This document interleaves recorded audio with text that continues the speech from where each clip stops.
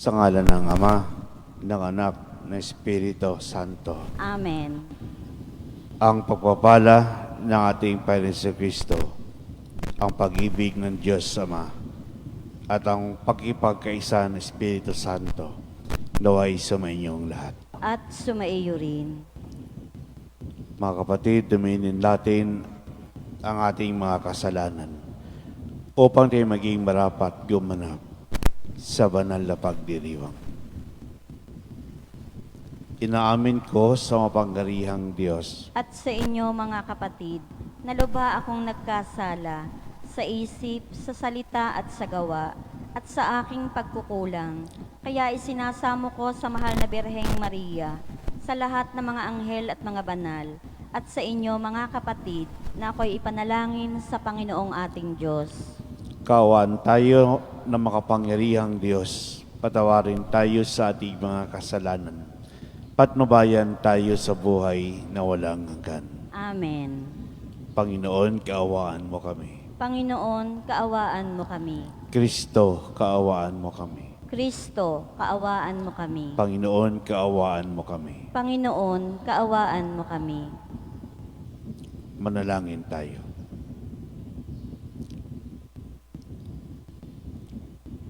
Ama naming makapangyarihan, gawin mo makapiling ka ng mga nagdarasal at pakundangan kay Santa Cecilia na aming katuwang.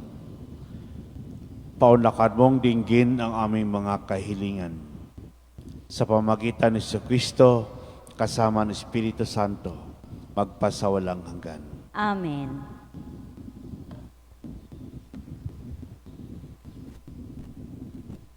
Pagbasa mula sa Aklat ng Pahayag. Akong si Juan ay tumingin at nakita ko ang isang puting ulap at nakaupo rito ang isang nilikhang animoy tao. May koronang ginto at may hawak na isang matalas na karit. Isa pang anghel ang lumabas mula sa templo at malakas na nagsalita sa nakaupo sa ulap. Gamitin mo na ang iyong karit. Gumapas ka na sapagkat panahon na. Hinog na ang anihin sa lupa. Ikinampay ng nakaupo sa ulap ang kanyang karit at nagapas ang anihin sa lupa. At ang isa pang anghel ang nakita kong lumabas sa templo sa langit. May hawak din siyang matalas na karit. Lumabas mula sa dambana ang isang ring anghel, ang namamahala sa apoy. Sinabi niya sa anghel na may matalas na karit, gamitin mo na ang iyong karit at anihin mo na ang mga ubas sa lahat ng ubasan sa lupa, sapagkat hinog na. Kaya't ikinampay ng anghel ang kanyang karit. Inani ang mga ubas, at inihagi sa pisaan na siyang matinding puot ng Diyos. Ang salita ng Diyos. Salamat sa Diyos. Salmon Tugunan.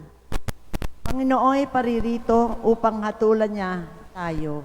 Panginooy paparito upang hatulan niya tayo. Panginooy siyang hari, sa idaigdig ay sabihin, sanlibutay matatag na, kahit ito ay ugain. Sa paghatol sa nilikha, lahat ay pantay sa paningin. Panginooy paparito upang hatulan niya tayo. Lupa't langit ay magsaya, umugong ang kalaliman. Lahat kayo na nilikhang nasa tubig ay magdiwang. Ang bukirin at ang lahat ng naroon ay sumigaw. Pati ang mga punong kahoy sa galak ay mag-awitan. Panginooy paparito upang hatulan niya tayo. Ang poon ay pupurihin pagkat siya ay daratal. Paririto sa daigdig upang lahat ay hatulan. Tapat siya kung humatol at lahat ay pantay-pantay. Panginooy paparito upang hatulan niya tayo.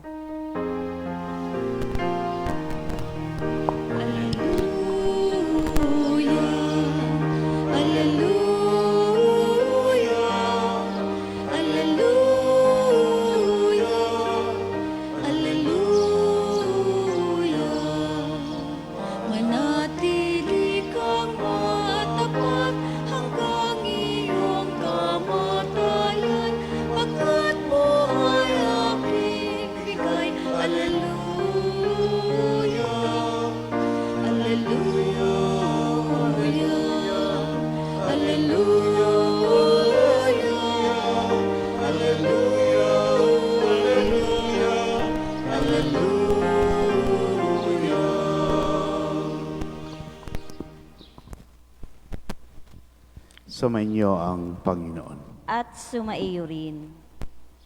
Ang mabuting balita ng Panginoon ayon kay San Lucas. Papuri sa iyo, Panginoon.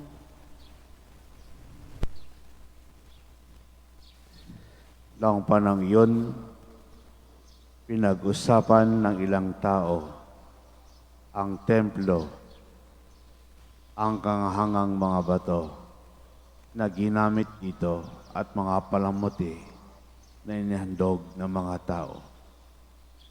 Kaya't sinabi ni Jesus, darating ang panahon, lahat na nakikita ninyong iyan ay iguguho. Walang batong ititira sa ibabaw ng kapwa bato.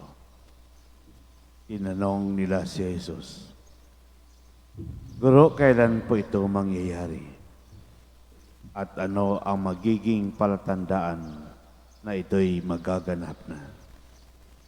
Sumagot siya, mag-ingat kayo nang hindi mailigaw ni numan, sapagkat marami ang darating sa aking pangalan na magsasabi, ako ang Mesiyas, at dumating na ang panahon. Huwag kayong susunod sa kanila.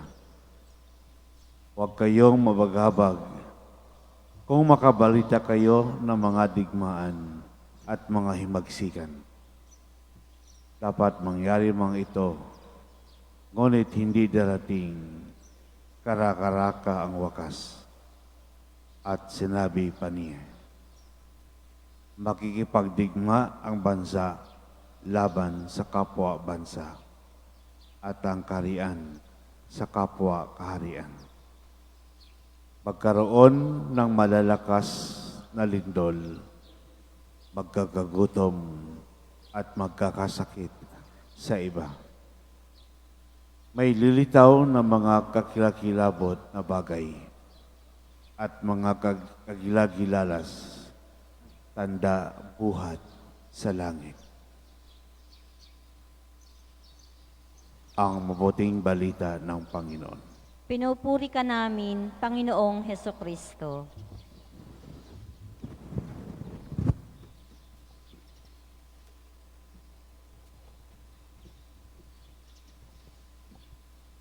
Magandang umaga po sa lahat.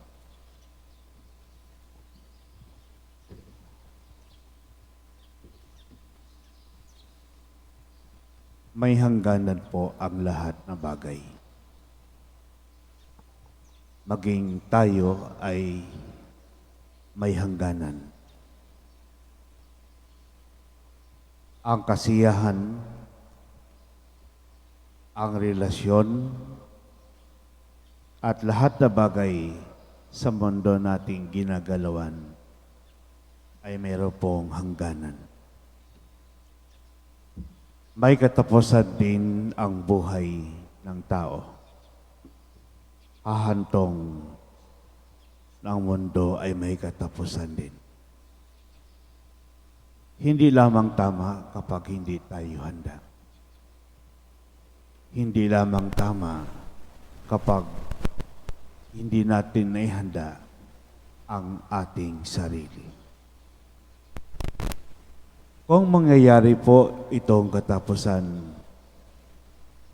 magkaroon po ng renewal of creation sa ating kapaligiran.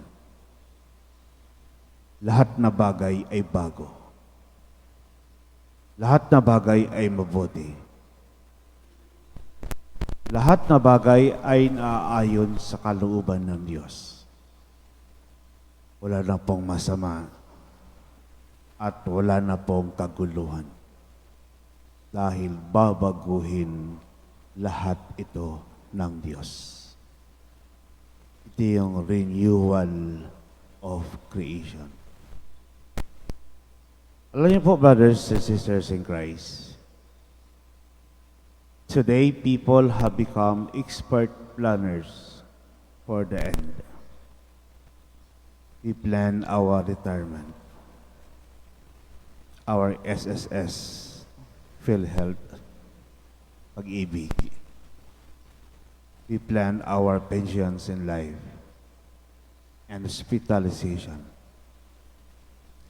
Lahat pong ito ay, nagpatunay na tayong mga Pinoy ay napaka-practical kung pag-uusapan natin ang kinabukasan. But sad to say, the future is difficult to plan. Dahil hindi po natin alam kung kailan. At hindi po natin alam kung papaano matatapos ang lahat na bagay. Sa ating pong mabuting balita, itinuturo sa atin kung papaano natin tingnan ang ating kinabukasan. At itinuturo din po ng ating mabuting balita yung ating right attitudes para sa ating kinabukasan. Na sinasabi, trust in God in moment of difficulty. Sa panahon ng ating paghihirap, sa panahon ng ating mga pagsubok sa buhay, yung ating pinagdadaanan sa buhay, tiwala lamang sa Diyos. Kumapit lamang sa Diyos. At lahat ay ipasa Diyos dahil nasa atin ang pangako ng Diyos. At ano po yung pangako ng Diyos? Buhay na walang hanggan. At hindi lamang yan sa paghahanda po natin, huwag po nating madaliin ang lahat na bagay. Habaan natin yung pisi. Habaan natin yung ating tali. Habaan natin yung ating pasensya sa buhay. Dahil hindi po natin alam kung kailan matatapos ang ating kinabukasan. Para po kay San Pablo, yung pinaka-practical na paghahanda ay ang paggawa ng mabuti. Mahalin ang kapwa.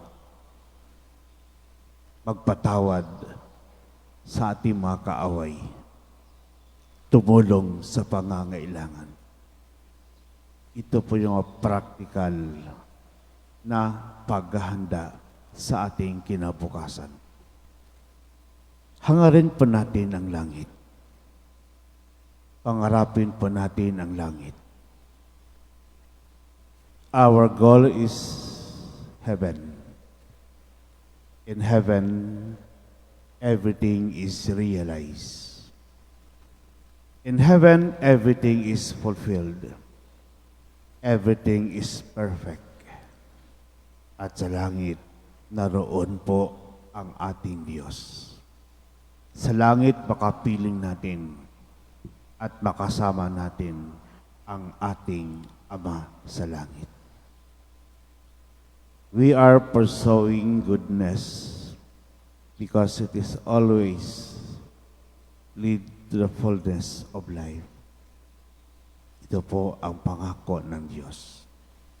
Buhay na walang hanggan. Amen.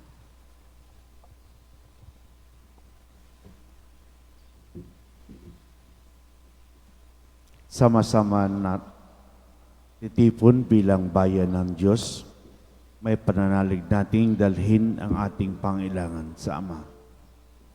Umaasang ipagkakaloob niya ang ating mga kahilingan. Ang ating pong itutugon. Ama, umaasa kami sa iyo. Ama, umaasa kami sa iyo.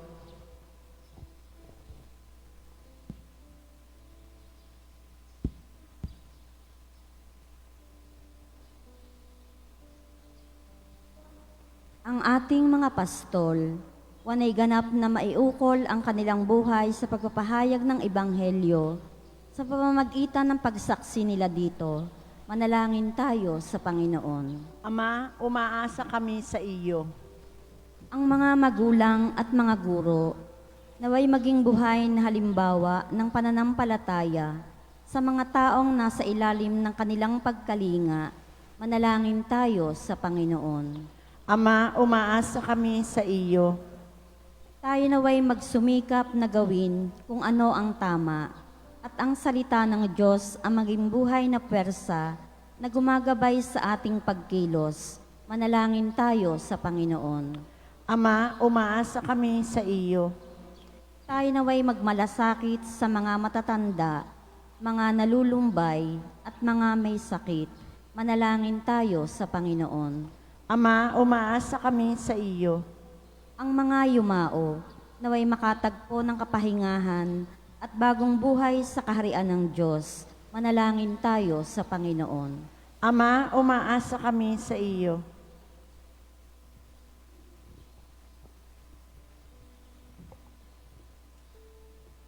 Makalangit na Ama, palalimin mo ang aming pananampalataya upang umunlad kami sa iyong pag-ibig at tuwin ang maglingkod sa iyo na may bukas palad at tapat na puso. Hiniling namin ito sa pamagitan ni Kristong aming Panginoon. Amen.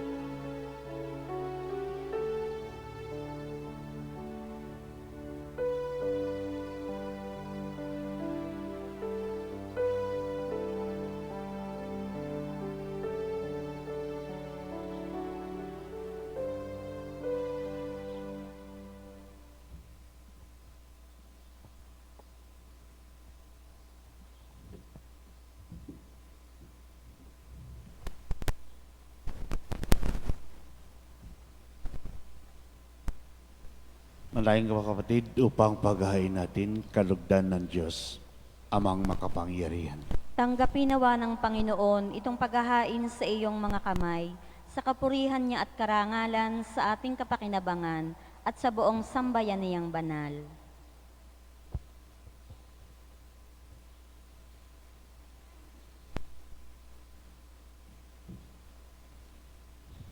Ama naming lumikha, pagulita sa mahal,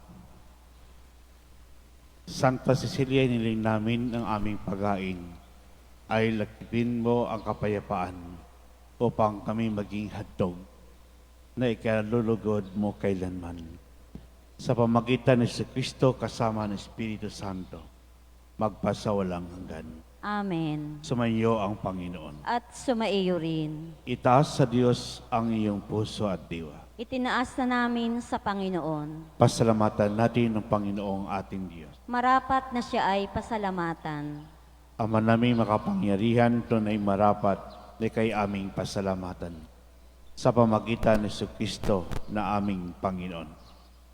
Siyang salitang katuwang at kapili ng lahat ng umiral ay iyong likay.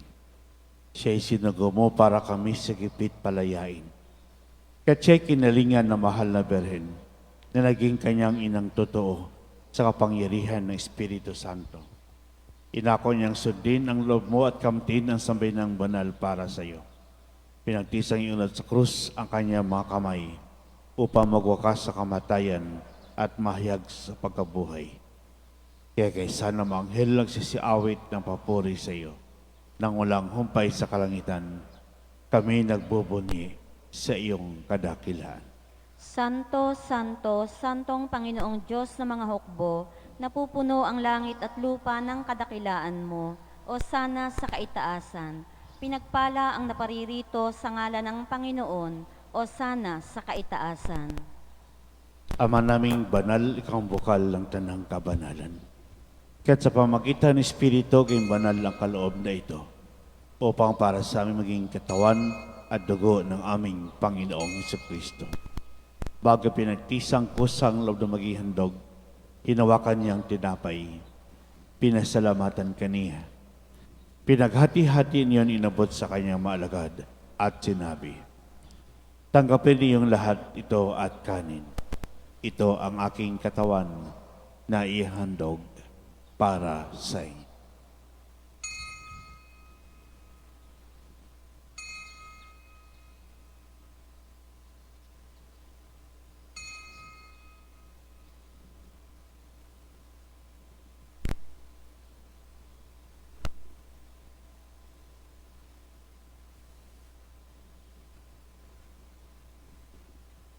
Ganyan din na matapos ang hapunan, hinawakan niyang kalis, muli kang pinasalamatan.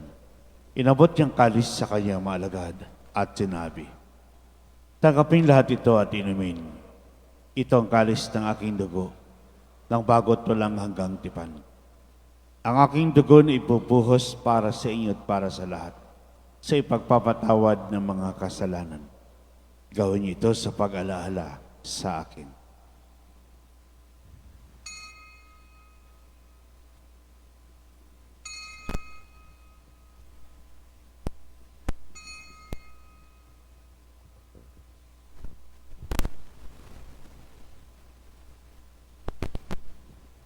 Ipagpunyi po natin ang misteryo ng pananampalataya. Si Kristo'y namatay, si Kristo'y nabuhay, si Kristo'y babalik sa wakas ng panahon. Ang mga ginagawa namin ngayon, pag-aalala sa pagkamatay at muling pagkabuhay ng iyong anak. Kaya tinaalay namin sa iyo ang tinapay nagbibigay buhay at ang kalis nagkakalob ng kaligtasan. Isinasama namin kami magsalos-salos katawan at dugo ni Kristo ay mabuklod sa pagkakaisa sa pamagitan ng Espiritu Santo. Amaling apin mo simbahang laganap sa buong daigdig. Paspasin mo kami sa pag-ibig kay isa ni Francisco na Impapa, ni Gilbert naming Obispo at ng Tanang Kaparian. Alalahanin mo rin kapatid naming naimlay na may pag-asang sila'y muling mabubuhay, yun din lahat ng mga pumanaw. Kawan mo sila at patuloyin sa iyong kaliwanagan. Kawaan mo, pidapating kami lahat makasalo sa buhay na walang wakas. Kaysa naman na Birhing Maria, Ina ng Diyos. Kaysa ng mga apostol at lahat ng mabanal na namuhay dito sa daigdig ng kalugod-lugod sa iyo. Ipagdiwang nawa namin ang pagpupuri sa ikararangal mo sa pamagitan ng iyong anak na aming Panginoong Jesucristo. Sa pamagitan ni Kristo, kasama niya at sa Kanya, lahat ng parangal at papuri sa iyo, Diyos Ama makapangyarihan, kasama ng Espiritu Santo, magpasawalang hanggan.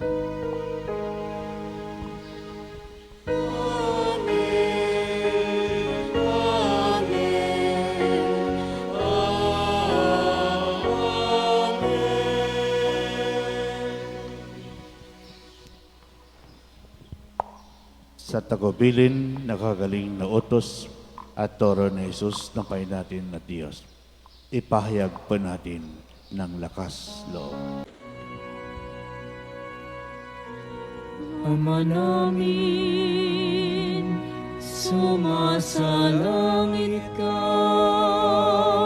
sambahin ang ngalan mo, mapasa amin ang kaharian mo, sundin ang loob mo dito sa lupa para nang sa langit. Bigyan mo kami ngayon ang aming kakanin sa araw-araw. At patawarin mo kami sa aming mga sala para nang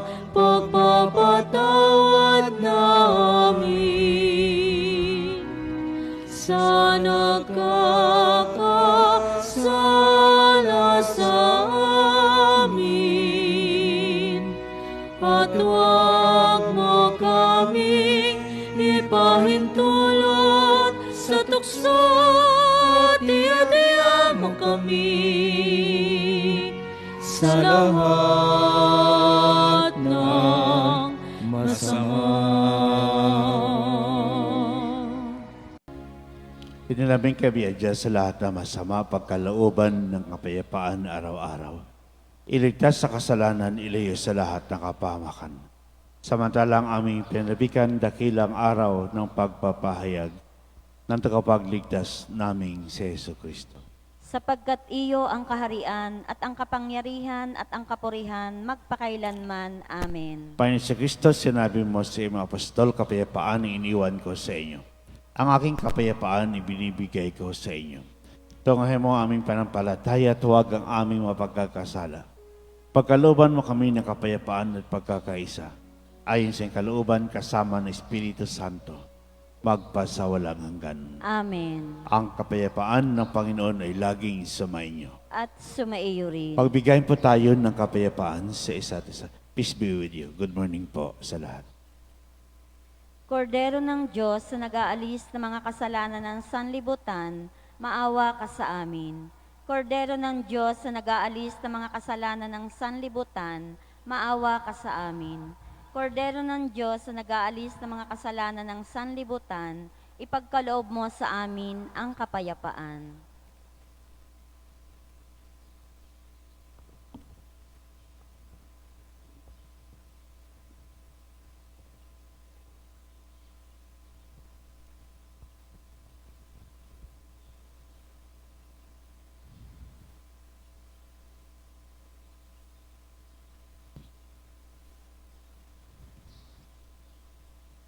Mga kapatid, ito ang kordero ng Diyos, ito nag-aalis ng mga kasalanan ng sanlibutan.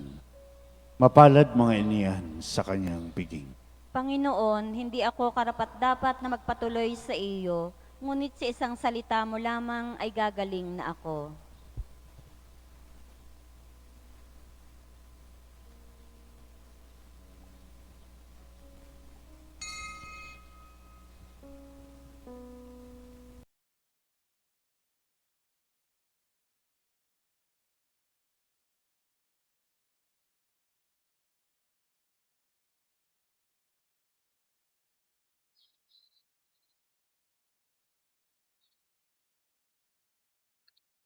How lovely is your dwelling place, O Lord, mighty God, Lord of all.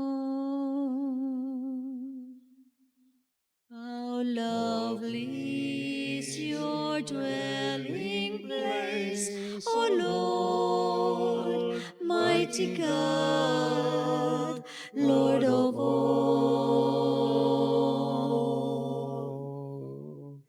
Even the lowly sparrows finds a home for her brood, and the swallow a nest for herself, where she may lay her young. In your altars, my King and my God.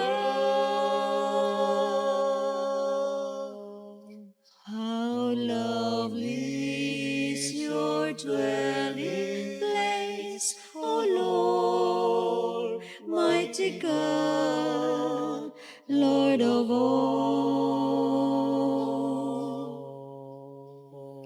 Blessed are they whose dwelling is your own, Lord of peace. Blessed are they refreshed by springs and by rain, when dryness dawns and skates. Behold my shield, my King, and my God. How lovely is your dwelling place, O Lord, mighty God, Lord of all. I would forsake 1,000 other days anywhere if I could spend one day in your courts, belong to you alone, my strength.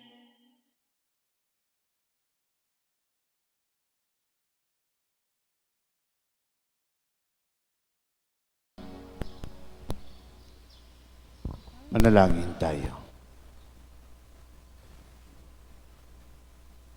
Ama naming mapagmahal, sa pagsasalo namin ngayon sa lahat na pakikinabang, matulungan nawa kami ng ulirang katapatan ni Santa Cecilia upang tanging ikay ay aming mahalin habang inaako namin ang malasakit ni Jesucristo kasama ng Espiritu Santo magpasawalang hanggan. Amen.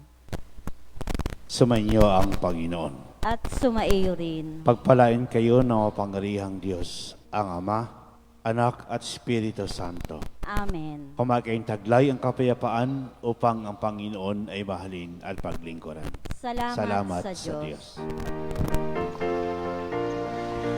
Pater ka, San Jose, pinta kasi kami sa ila.